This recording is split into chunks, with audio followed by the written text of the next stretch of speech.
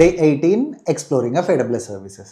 ఈ వీడియోలో మనము ఎలాస్టిక్ బీన్ స్టాక్ అంటే ఏంటో డిస్కస్ చేద్దాము. సో జనరల్గా మనము డెవలపర్ రాసిన అప్లికేషన్ని డిప్లాయ్ చేసి డెలివరీ చేయడం కోసము మల్టిపుల్ ఆప్షన్స్ ఉన్నాయి. ఒకటి EC2 ఇన్స్టాన్స్ తీసుకొని సో ఇన్స్టాన్స్ కనెక్ట్ అయ్యి దాంట్లో మన ఎంజినిక్స్ వెబ్ సర్వర్స్ ఏదో ఒకటి ఇన్స్టాల్ చేసి దెన్ ఆ డెవలపర్ రాసిన కోడ్ని ప్లేస్ చేసి డెలివరీ చేయడం. ఆ పైన మనకి మల్టిపుల్ సర్వర్స్ ఉంటే లోడ్ బ్యాలెన్సర్ యాడ్ చేయడము, అన్ప్రెడిక్టబుల్ వర్క్ లోడ్ ఉంటే ఆటో స్కేలింగ్ గ్రూప్ యాడ్ చేయడం లాంటివి చేస్తాం.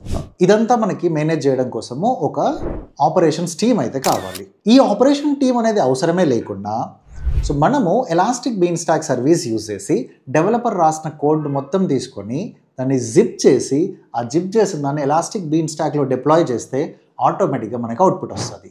సో AWS బీన్ స్టాక్ అనేది platform as a service category కిందకి వస్తుంది.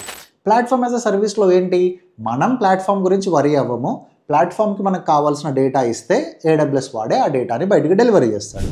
ఈ బీన్ స్టాక్లో మనం జావా బేస్డ్ కానీ, Node.js కానీ, డాకర్ కానీ, పైథాన్ కానీ, PHP రిలేటెడ్ కోడ్ ఏదైనా డిప్లాయ్ చేసి డెలివరీ చేయొచ్చు. అండ్ ఈ ఎలాస్టిక్ బీన్ స్టాక్ అనేది మనకి AWS సర్వీసెస్ ఉన్న load balancer, auto scaling group, database లాంటి అన్ని సర్వీసెస్కి ఇంటిగ్రేట్ అవుద్ది. చాలా సింపుల్గా చెప్పాలి అని చెప్పానంటే ప్లాట్ఫామ్ గురించి వరీ అవ్వకుండా డెవలపర్స్ రాసిన కోడ్ని డిప్లాయ్ చేయడం కోసము, దాన్ని ఆటోమేట్ చేయడం కోసము ఈ ఎలాస్టిక్ బీన్ స్టాక్ అనేది సూటబుల్ సర్వీస్. ఇలాంటి మరెన్నో ఇన్ఫర్మేటివ్ వీడియోల కోసం ఫాలోవర్స్.